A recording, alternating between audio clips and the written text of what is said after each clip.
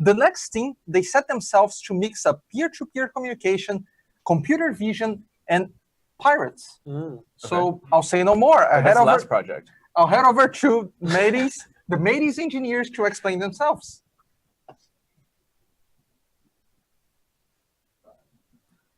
That's freaky. Hello, everyone. Thank you for joining us today. My name is Captain Tim, or Cap Tim for short.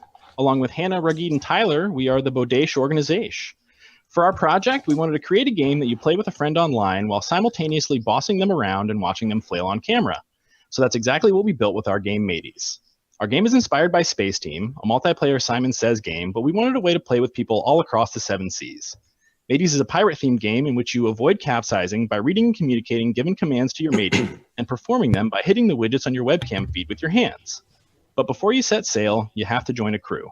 Better head to port. I'll pass it off to Ragid to show you how. Aye, aye, Captain. After arriving at the port, you have the option of starting a new crew or joining an existing one. Upon joining a crew, you can connect to your matey and start chatting before the game. But once you've set sail is when the action really starts. You'll both receive commands from the captain, but sometimes you'll have to execute a command yourself, and other times you'll have to convey it to your matey. Communication is key. Go up the poop deck! Please go fishing. I've swapped the poop deck so many times. Duel! Cannon, please.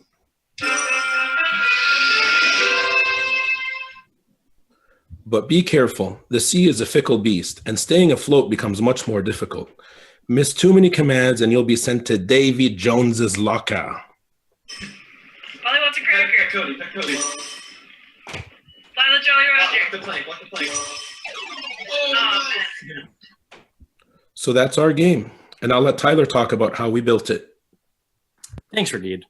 The main technologies we leverage in our game are WebSockets, WebRTC, and computer vision. The crux of our app was tying all 3 technologies together.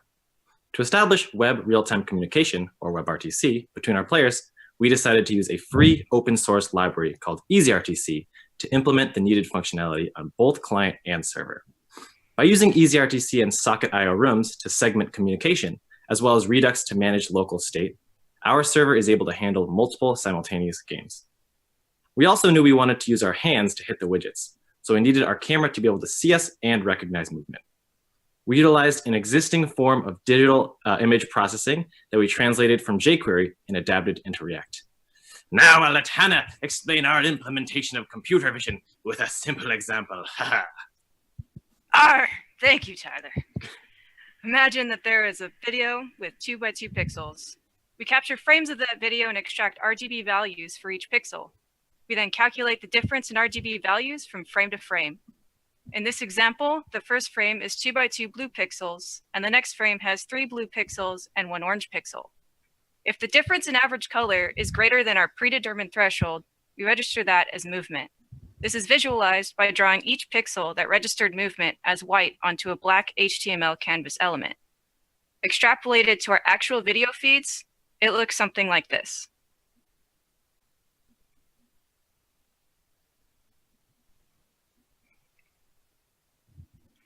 If enough white pixels showed up where we placed our widget, we counted that as the widget being pressed.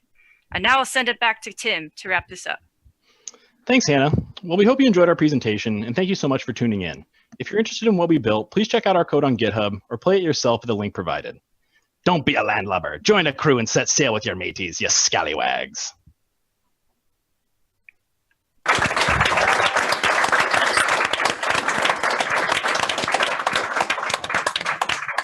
Incredible. To vote for Mateys, like the post, like the pinned comment.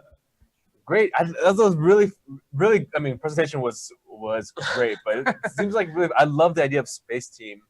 I think everyone can agree that we all love pirates. And I like the combination of the video difference to capture movement. That was really cool. And I also like that they visualized it for people, because that really gave me a sense of how it's working behind the scenes and how they thought about that problem. So yeah, they not only set up to understand how computer vision and motion detection works, but they end up finding a library that didn't support everything that they needed and didn't work with React. So they ended up changing and adapting the library. So it was a pretty hefty challenge. Absolutely, in just a couple weeks. So Yeah, and then just a couple weeks. Yeah. And I think I agree. It's like oftentimes with computer vision, I see students they can put a library together, but then to even visualize it, obviously like okay, now it's just a percentage of white that captures movement. That's a really cool kind of underlying insight that people can make.